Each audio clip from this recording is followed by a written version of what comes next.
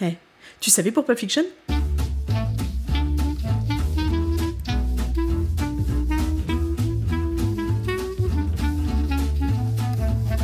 Déjà à l'origine, Pulp Fiction c'est un scénario épais comme un bouquin. La première version de la première partie faisait 230 pages, donc autant dire que c'était un roman. Et justement les novels, Tarantino adore ça. Il en lit depuis toujours et il trouve que l'idée de chapitrer un film est méga cinématographique. Mais plus loin qu'adorer raconter des histoires, ce que Tarantino aime vraiment, c'est écrire pour des acteurs. Et en l'occurrence, c'est ce qu'il a fait pour John Travolta. Enfin avant que le rôle de Vincent Vega soit écrit pour lui, il devait être incarné par Michael Madsen, qui avait déjà joué dans Reservoir Dogs. En fait, ce qui s'est passé, c'est que Tarantino a rencontré Travolta pour lui parler de 2 projets qu'il avait écrits. Ils sont dans un café, ils passent littéralement la nuit à parler, de 23h à 6h du mat, Tarantino expliquant à Travolta qu'il a grandi avec ses films et ses shows. Dans ces 2 projets en cours, il y en a un où il verrait bien Travolta dedans, et qui est absolument pas Pulp Fiction, mais Une nuit en enfer, un film d'horreur fantastique réalisé par Robert Rodriguez. Travolta lui dit que ça l'intéresse pas masse, mais en revanche, le petit film là, Pulp Fiction, il trouve ça vachement sympa. Même si malheureusement le casting est déjà bouclé, il aurait adoré avoir un rôle dedans. Et là, Vlatipak 6 mois plus tard, Tarantino lui avait réécrit le rôle de Vincent. Même si la production était absolument pas d'accord avec ça, pour Tarantino, c'est une évidence. Enfin, c'était censé aussi être une évidence pour Samuel L. Jackson, qui allait incarner le rôle de Jules, et pour autant il en a un peu bavé le pauvre. En fait, après s'être rencontrés pendant les auditions de Reservoir Dogs, ils se revoient au festival Sundance, alors que Samuel pensait qu'il se souvenait pas du tout de lui. Quelques années plus tard, Tarantino lui écrit un rôle et lui envoie le scénario, avec une note disant que s'il le faisait lire à qui que ce soit, ils enverraient quelqu'un pour le tuer. C'est extrêmement rassurant. Il fait un passage, donc même pas une audition, vu que Tarantino a écrit le rôle pour lui, et Samuel considère que c'est un peu dans la poche. Sauf que Hollywood Lesson is coming, les amis. Le lendemain, son manager l'appelle et lui dit que Paul Calderon est passé juste derrière lui. À la base, il auditionnait pour un autre rôle, mais sur un coup de tête, il a lu la partie de Jules et ça sonnait vachement bien. Du coup, il les rappelle tous les deux. Jackson est extrêmement saoulé, c'est un petit peu normal. Surtout qu'à leur rencontre, Calderon met les 2 pieds dans le plat et le confond avec Laurence Fishburne. Yes!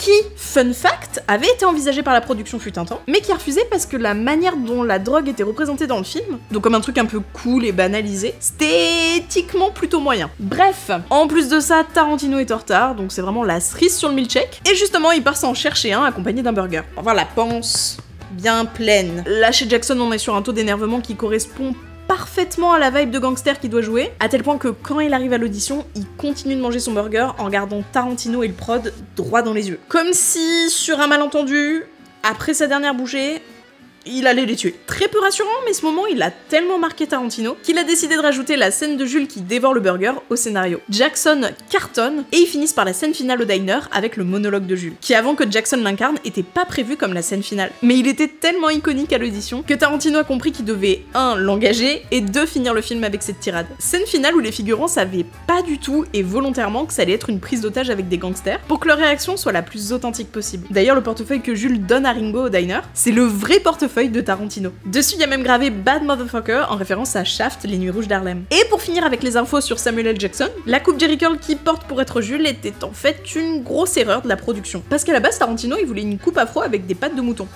Le décalage. Seulement quand l'assistante de prod elle est partie acheter la perruque, elle s'est trompée de modèle. Moralité, Jackson l'a adorée et a même dû insister auprès de Tarantino pour pouvoir la porter. Bon, ça c'est une info archi connue, mais Tarantino écrit majoritairement en musique. Dès qu'il a une idée, il va chercher des morceaux pour se mettre dans l'ambiance, et souvent les intégrer au film même. En général, y a pas de souci, les groupes sont toujours ok, mais pour une fois, y a un chanteur qui a refusé qu'il utilise un de ses morceaux. Tarantino voulait prendre My Sharona de The Knack, mais vu que l'un des membres du groupe était chrétien, et que la scène en question se passait dans un sous-sol BDSM où Bush et Wallace se font séquestrer, plus et surtout où ils subissent des violences sexuelles, notamment anales, ça les mettait plutôt mal à l'aise. Autant dire qu'ils auraient pas cautionné non plus le discours du Captain Coons pour expliquer la méthode de transport de la montre, un long monologue que l'enfant qui joue Butch a dû écouter en entier, et dans lequel vers la fin on entend Walken faire une pause parce qu'en fait il avait oublié la réplique suivante. Mais que Tarantino a fini par garder parce qu'il trouvait que ça faisait plus authentique. En tout cas, cette montre en or, je pense qu'elle valait au moins aussi cher que le cachet de Bruce Willis. En tout, le budget était de 8 millions de dollars, ce qui est vraiment pas cher pour Hollywood, mais qui aurait pu l'être encore moins si Bruce Willis avait pas été au casting.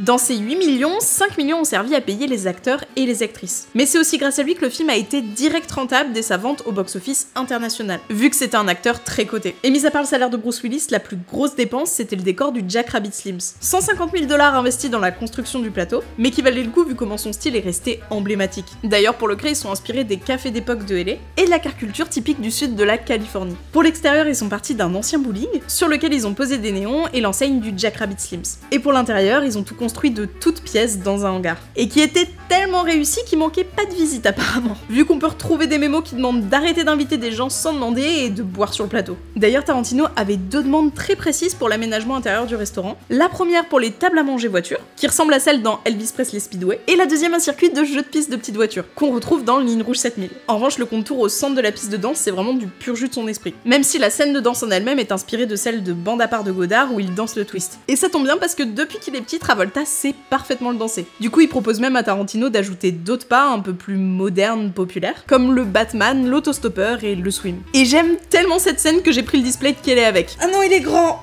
Vous êtes très grand, monsieur! Non! Je vais mourir écrasé par un display! Ah, au secours, aidez-moi! Il est beau, hein? Je l'aime trop, il est trop joli! Displays, ce sont des posters en impression métal qui font le café. C'est faux! Ce sont des posters en métal faciles à mettre en place et surtout amovibles.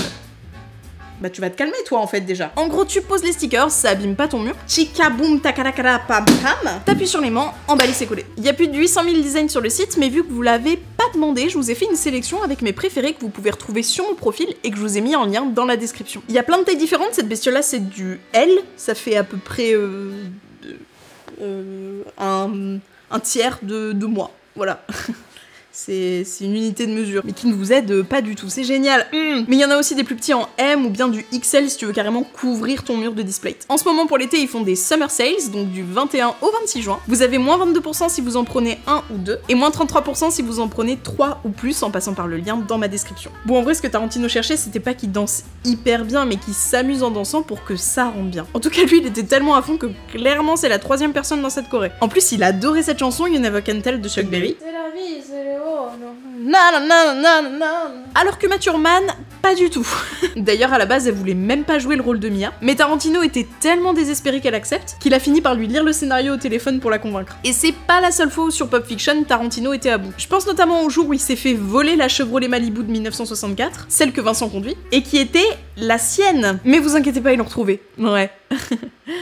19 ans plus tard, en 2013, petit arrêt cardiaque pour Tarantino pendant la production, mais probablement pas aussi fort que l'une des spectatrices pendant la projection du film au New York Film Festival, qui, pile au moment où Mia reçoit la seringue d'adrénaline, a fait une crise cardiaque, forçant évidemment l'arrêt du film, des palpitations pour toute la salle digne du coup qu'Uma venait de se prendre, enfin plutôt de se faire retirer de la poitrine, parce qu'en fait pour donner cette impression d'impact, John Travolta lui a arraché l'aiguille de la poitrine. Puis la séquence a été inversée au montage. D'ailleurs pour que John Travolta comprenne les effets de la drogue et plus particulièrement de l'héroïne, sans y touché, bien sûr, Tarantino a ramené un ami à lui qui était héroïnomane et qui était en convalescence. Écoutez, on juge pas, chacun ses problèmes et chacun ses contacts. Et d'après ce consultant, n'est-ce pas, le meilleur moyen de simuler les effets de l'héroïne, c'est de prendre un bain très chaud, de préférence dans une piscine, et de se tabasser la gueule à la tequila.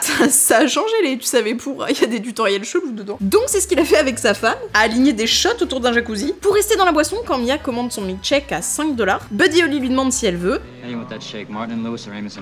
Phrase que je n'ai jamais comprise, donc il fallait absolument que je vous partage ça. En fait, ça fait référence à 2 duos comiques, Dean Martin et Jerry Lewis, 2 hommes blancs, et Ziamozen and Andy Shaw, 2 hommes noirs. En gros, il lui demande si elle veut un milkshake à la vanille ou un milkshake au chocolat. Et maintenant que j'ai levé ce secret, on peut passer à un second mystère, la mallette. Mis à part une ampoule orange en pratique, sur le papier, qu'est-ce qu'elle contient? En fait, dans le scénario d'origine, la mallette de Marcellus, elle est censée contenir des diamants. Mais Tarantino trouvait que le montrer, c'était trop prévisible, et que c'était mieux de le suggérer pour que le spectateur remplisse la mallette de ce qu'il veut. Cette info, on l'a par Roger Avary, qui à l'origine était le co-scénariste de Tarantino sur Pulp Fiction. En fait, Avary et Tarantino, ce sont de vieux amis qui se sont rencontrés à l'époque où Tarantino travaillait dans un vidéo store. Et c'est lui qui a écrit tout le 2e acte avec l'histoire de Butch. Sauf qu'autant Tarantino que la prod voulait qu'au crédit, il y ait marqué écrit et réalisé par Quentin Tarantino. Donc il lui propose de racheter sa partie pour 25 000 $. Il est pas très chaud jusqu'à ce que Tarantino lui dise que s'il accepte pas l'offre, ben, il enlèvera tout ce qu'il a écrit. Il accepte à contre-cœur se contentant d'une mention story by, qui lui vaudra quand même d'être aux Oscars pour le meilleur scénario, même si franchement j'aurais été lui, j'aurais eu un peu la haine. C'est d'autant plus ironique quand tu sais que Tarantino, au début du projet, il voulait un réalisateur par chapitre. Wouh! Et voilà, c'est tout ce que j'avais à t'apprendre sur Pulp Fiction. N'hésite pas à t'abonner si c'est pas déjà fait, à lâcher un pouce bleu pour me donner de la force, parce que ça m'en donne beaucoup, à me laisser un commentaire avec votre anecdote préférée, ou bien